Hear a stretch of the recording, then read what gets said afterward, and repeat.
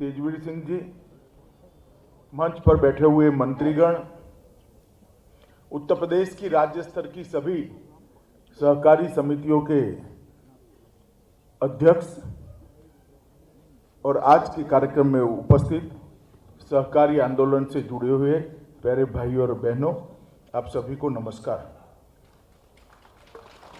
आज मैं लगभग 4 साल के बाद आप लोगों के बीच में आया हूं। मुझे याद है जब उत्तर प्रदेश में भारतीय जनता पार्टी की पूर्ण बहुमत की सरकार बनी, तब एक कार्यक्रम रखा गया था।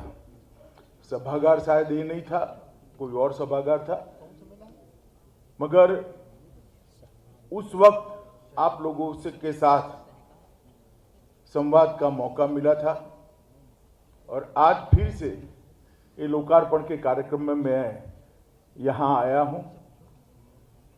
मगर आज मैं आया हूँ तब मोदी जी ने एक बड़ा परिवर्तन किया है। 70 साल के बाद, 75 साल के बाद देश की जो सालों पुरानी मांग थी कि सहकारिता एक मंत्रालय बने, वो मंत्रालय बनाने का काम मोदी जी ने पूरा किया। और जब मोदी जी ने सहकारिता मंत्रालय की रचना की, तब इस देश के करोड़ों किसानों को, करोड़ों महिला स्वसहाय जुटों के साथ, करोड़ों दुग्ध उत्पादक सहकारी समितियों के साथ, सैकड़ों, हजारों, लाखों आर्थिक गतिविधियों के साथ जुड़ी हुई छोटी छोटी कोऑपरेटिव के साथ न्याय करने का काम किया है।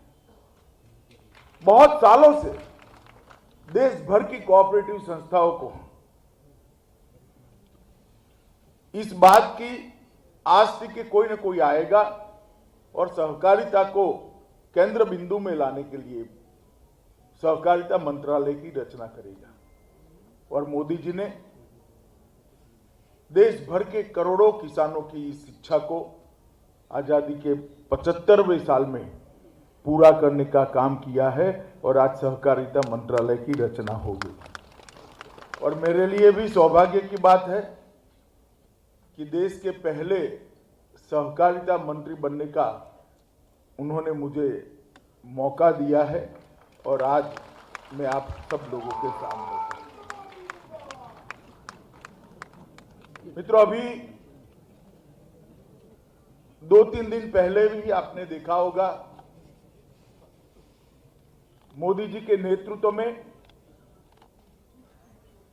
काशी में बाबा विश्वनाथ के मंदिर के बाहर एक भव्य कॉरिडोर बनाकर उन्होंने न केवल देश, दुनिया भर में बाबा विश्वनाथ के प्रति श्रद्धा रखने वाले सभी श्रद्धालुओं की इच्छा की पूर्ति का काम किया है।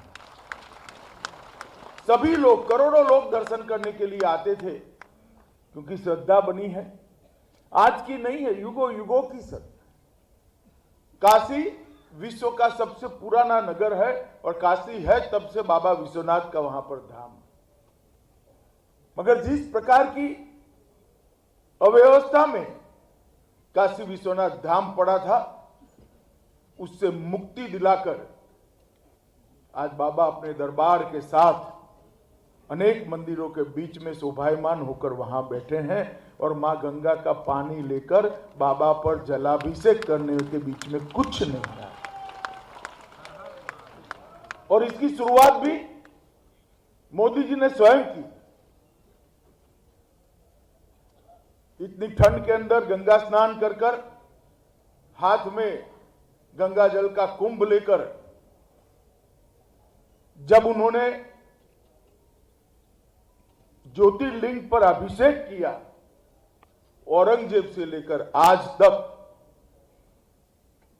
जितने श्रद्धालुओं के मन हत हुए होंगे, उनकी आत्मा भी जहां होगी, वो सबको संतुष्टि मिलने का काम। सालों सालों से चाहे राम जन्मभूमि का परिसर हो, चाहे विंध्यवासिनी का मंदिर हो, चाहे बाबा विश्वनाथ का परिसर हो। हिंदू धर्म स्थानों के पुनरुद्धार का, उसकी भव्यता को पुनः प्रस्तापित करने का, उसकी दिव्यता को पुनः प्रस्तापित करने का किसी को विचार नहीं था, क्योंकि सब लोग वोट बैंक की राजनीति करते थे। आप सभी के समर्थन से और विशेषकर यूपी के समर्थन से, क्योंकि दोनों बार सबसे ज्यादा वोट और सबसे ज्यादा सीटें देश भर में अगर किसी ने दी है तो मेरे उत्तर प्रदेश ने। पूर्ण बहुमत से मोदी जी के प्रधानमंत्री बनने के बाद पहली बार हिंदू धर्म स्थानों की पुनरुद्धार की स्वप्न को हम साकार होते हुए देखते हैं। उसकी दिव्यता, उसकी भव्यता पुनः प्रस्तापित होते हुए देखते हैं। न जाने कितने लोगों ने इस धर्म स्थानों की रक्षा के लिए अपनी जान गंवाई, न जाने कितने लोग यहां दर्शन करने आना चाहते थे, आ नहीं पाते थे। आज बेरोक टोक, चाहे बाबा विश्वनाथ का धाम हो, चाहे मां विंध्यवासिनी का धाम हो, चाहे बनने वाला श्री राम जन्मभूमि का मंदिर हो, हर जगह पे। और ये दिन भी दूर नहीं है, मोदी जी ने भूमि पूजन कर दिया है। देखते देखते हम सबके जीवन में कुछ ही महीनों के बाद हम देखेंगे वहां एक गगनचुंबी प्रभु श्री राम का उत्तुंग मंदिर को साकार हो। एक नया अध्याय आजाद भारत के इतिहास में देश के प्रधानमंत्री जी लिखने जा रहे हैं, क्योंकि मोदी जी और भारतीय जनता पार्टी दोनों की नीति है कि हम तुष्टीकरण में नहीं मानते हैं, सबके साथ न्याय करना चाहते हैं, किसी के साथ अन्याय नहीं करते। और करोड़ों लोगों की इच्छा की पूर्ति अभी हमने तक उत्तर प्रदेश के अंदर भारतीय जनता पार्टी की पूर्ण बहुमत की सरकार बनी। योगी आदित्यनाथ जी उसके मुख्यमंत्री बने। उसके बाद हर क्षेत्र से भ्रष्टाचार की सफाई करने का काम योगी आदित्यनाथ जी ने किया। हर व्यवस्था चरमरा गई थी, चाहे पद सरपंच की ऑफिस हो, चाहे पटवारी हो, वहां से लेकर पंचम तल तक हर जगह भ्रष्टाचार और परिवारवाद का बोलबाला था। योगी जी ने बड़ी दृढ़ता के साथ उत्तर प्रदेश से भ्रष्टाचार को तिलांजलि देने का, उसको मुक्ति देने का कार्यक्रम है। और मुझे आज आनंद है कि सहकारिता विभाग भी, जो सपा बसपा के शासन में कोई एक परिवार, कोई एक जाति का राजा रजवाड़ा बनकर बैठा था, गरीबों का जहां उद्धार होता है, गरीबों की आवाज सुनी जाती है, गरीबों तक योजना पहुंचाई जाती है, इसका माध्यम है सहकारिता विभाग भ्रष्टाचार का बहुत बड़ा अड्डा बना था। और सिर्फ 4-4.5 साल के शासन के अंदर और भ्रष्टाचार हर क्षेत्र से, सहकारिता के हर क्षेत्र से, चाहे बैंकिंग हो, चाहे कंस्ट्रक्शन का हो, चाहे स्वसहाय जूथों का हो, चाहे पैक्स हो, उनके ऑडिट नहीं होते थे, अब ऑडिट हो रहे हैं, एबीसी ग्रेडेशन हो रहा है, चुनाव समय पर हो रहे हैं, पारदर्शिता आई है, बैंकों की साख बढ़ी है। और जो प्रधानमंत्री जी ने किसान की आय 2 गुना करने का लक्ष्य रखा था, उसमें आज उत्तर प्रदेश का सहकारिता विभाग बड़ी तन्मयता के साथ लगा है। मुझे इसका बहुत आनंद है कि बहन जी और बबुआ दोनों के राज में जो भ्रष्टाचार का अड्डा बना था, आज वो सेवा का माध्यम बनकर उत्तर प्रदेश की 22 करोड़ की जनता का सेवा। आज यहां पर ही राज्य भंडारण निगम ने 28 नए गोडाउन बनाए हैं। लगभग 1.5 लाख मेट्रिक टन, चाहे गेहूं चाहे धान हो, उसके भंडारण की व्यवस्था होगी। वैज्ञानिक तरीके से भंडारण करने वाले हैं। मुकुट बिहारी जी ने बड़ा डिटेलिंग कराया। उसके नीचे नीलगिरी की बल्लियां भी लगाने का उन्होंने फैसला किया है, जिसे पानी न छू जाए। और लगभग पूरे उत्तर प्रदेश में पीलीभीत, मिर्जापुर, बस्ती, सिद्धार्थनगर, बहराइच, जेपी नगर, बिजनौर, रामपुर, महोबा, हमीरपुर, जालौन, झांसी, बदायूं, बरेली, महाराजगंज, भदोही, कानपुर नगर, कानपुर देहात, कौशाम्बी और फतेहपुर, सब जगह पे ये भंडार बनाए जाएंगे, जिससे ये किसानों के साथ से खरीदे हुए गेहूं और चावल को रखने की व्यवस्था होगी। इसके साथ साथ अगर अभी कोई किसान की उपज का उचित दाम नहीं मिल रहा है, तो इसको किसान भी अपनी ओर से इसमें रख पाएगा। और मैं मानता हूं कि जिस पारदर्शिता से ये कार्यक्रम चला, सिर्फ 16-17 में इसका शुद्ध लाभ 45 करोड़ था, वो 20-21 में बढ़कर 118 करोड़ तक पहुंचने का लक्ष्य सीधा किया। प्रदेश की स्टेट कोऑपरेटिव बैंक के मुख्यालय पर डेटा की सुरक्षा हेतु एक साइबर सिक्योरिटी ऑपरेशन की शुरुआत भी आज हुई है।